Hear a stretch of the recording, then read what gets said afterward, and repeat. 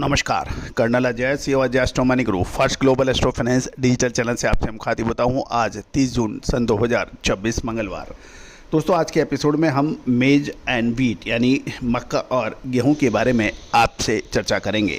गौरतलब है कि गेहूं और मक्का के ऊपर हमने आपको कुछ महीने पहले अपडेट दिए थे कि बाज़ारों में मजबूती का रुख की प्रबल संभावना बन रही है। वैसे ही कुछ देखने को मिला।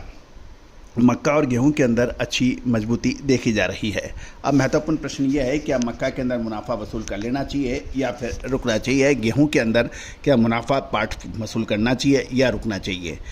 पूरी विशेष अग्रिम रिसर्च रिपोर्ट के लिए आप संपर्क कर सकते हैं, जो कि सहयोग राशि अदा करने पर उपलब्ध होगी। जानिए विस्तृत रिपोर्ट मक्का और गेहूं की।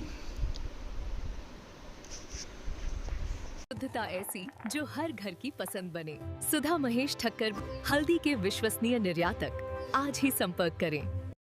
दोस्तों, खबर निकल के आ रही है कि एग्रो कमोडिटीज़ के अंदर इस समय मक्का और गेहूं दोनों ही प्रमुख अनाजों में की कीमतों में मजबूती का रुख देखने को मिल रहा है। जहां एक और इंडस्ट्रियल डिमांड यानी पोल्ट्री फीड और एथनॉल में नए मक्के की कीमतों को ऊपर पुश हो रही है, वहीं गेहूं बाजार में मिलों की आक्रामक खरीदारी और सरकारी नीतियां को लेकर यानी open market sale scheme OMS को लेकर अनिश्चितता ने कीमतों को समर्थन दिया है। इसके साथ ही ग्लोबल स्तर पर मौसम की मार और भू राजनीतिक समीकरणों से कमोडिटी की दिशा तय हो रही है। सबसे पहले हम चर्चा करेंगे मक्का के बारे में। दोस्तों, एथनॉल और पोल्ट्री फीड की मजबूत मांग से मक्का के दाम मजबूत हो रहे हैं।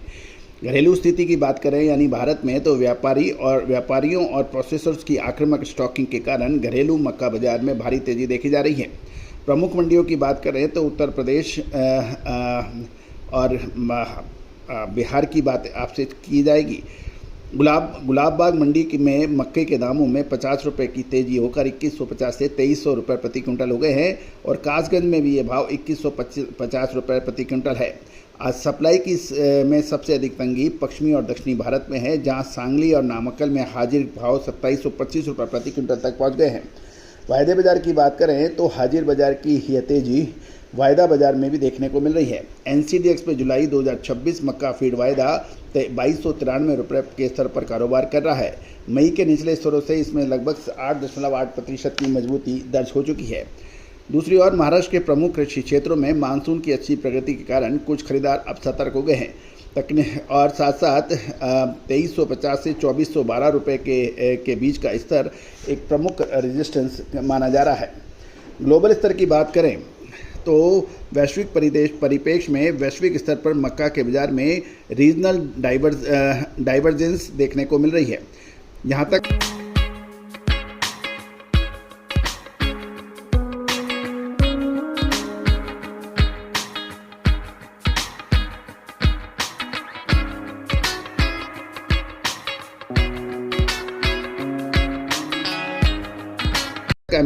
USDA यानी यूनाइटेड स्टेट ऑफ अमेरिका के एग्रीकल्चर डिपार्टमेंट की बात करें, वहाँ उसकी डिमांड एंड सप्लाई की जो एस्टिमेशन है वो 2026-27 के लिए वैश्विक मक्का का उत्पादन में 3 से 4% तक वृद्धि होने का अनुमान है, जिसका नेतृत्व अमेरिका, चीन, अर्जेंटीना और भारत कर रहे हैं।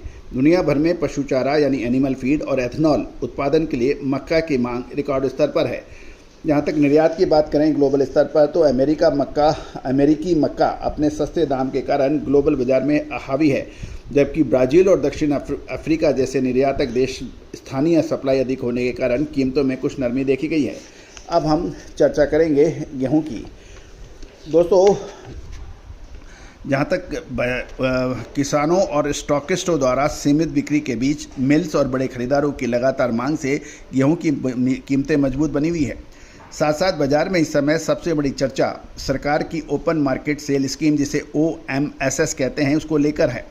OMS के तहत गेहूं की बिक्री पर स्थिति अभी तक स्पष्ट नहीं होने के कारण गेहूं में सकारात्मक धारणा बनी हुई है।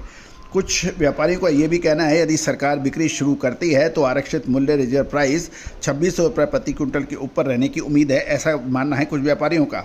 साथ साथ दिल्ली में गेहूं के दाम 40 रुपये बढ़कर 2760 से 2770 रुपये प्रति क्विंटल हो गया है। आगामी त्योहारी सीजन के लिए दक्षिण राज्यों से रेलवे की रैंक की मार बढ़ रही है, जिससे रैक बिल्टी गेहूं 2600 से 2610 रुपये पहुँच गया है। 2800 रुपये के स्तर एक अहम रेजिस्टेंस लेवल गेहूं में माना जा रहा है।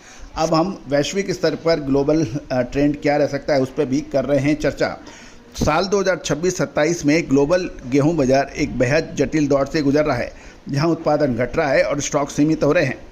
अमेरिका और ऑस्ट्रेलिया में भयंकर सूखे के कारण गेहूं की फसल पूरी तरह से प्रभावित होने के समाचार हैं। अमेरिका में विंटर व्हीट का उत्पादन 1965 के बाद सबसे निचले स्तर पर है, जिससे वहां की घरेलू कीमतें उछल रही हैं।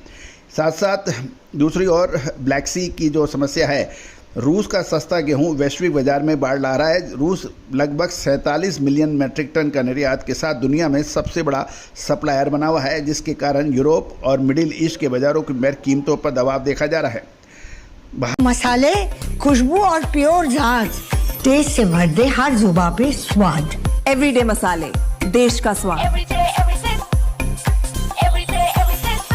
भारत की बात करें तो भारत के कृषि बाजार में आने वाले हफ्तों में मक्का और गेहूं की चाल डिमांड एंड सप्लाई पर रहेगी। खासकर मानसून की चाल एथनॉल ब्लेंडिंग की मांग पर निर्भर करेगी।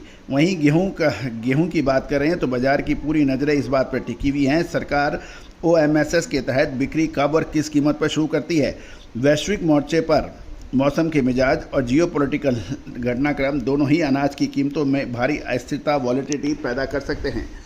दोस्तों, उम्मीद है कि ये सभी जानकारियाँ आपको रोचक, ज्ञानवर्धक और व्यापारवर्धक रहेगी।